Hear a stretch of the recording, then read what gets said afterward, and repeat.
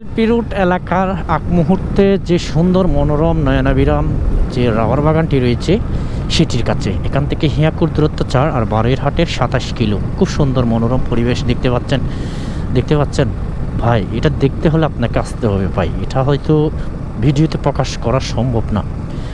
কুয়াশা আচ্ছন্নিত এই সকালে অত্যন্ত মনোরম পরিবেশ লাগছে এবং সুন্দর লাগছে এই সেলফি রুটের সৌন্দর্য দেখতে হলে আপনাকে ভাই সেলফি রুটে আসতে হবে।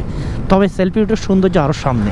এটি হচ্ছে সেলফি রুটের এক মুহূর্ত, যেটি হিয়াকু বাজারের আগে হালকা রাবার বাগান। এশিয়ার সবচেয়ে বৃহত্তম রাবার বাগান আপনারা জানেন দাঁতমারা, যেটি হচ্ছে ফটিকছড়ি উপজেলায় পড়েছে। দাঁতমারা একটি ইউনিয়ন। সুন্দর মনোরম পরিবেশ, এই নিরিবিলি পাহাড়ি এলাকা। এখানে পাহাড়ের সব সৌন্দর্য যেন এখানেই দিয়েছে আল্লাহ তাআলা, এবং প্রাকৃতিক যে অর্থনৈতিকভাবে এরা সমৃদ্ধ হচ্ছে এই কারণেই।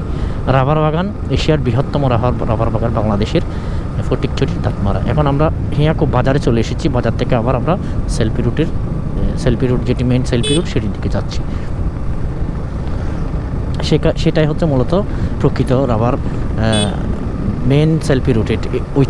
এটি হচ্ছে তাদের মানে শুরুর যাত্রা রাবার বাগান, এবং এটিও কিন্তু বিশাল, একই মালিকানাধীন সম্ভবত রাবার বাগান প্রক্রিয়াজাত কারখানা।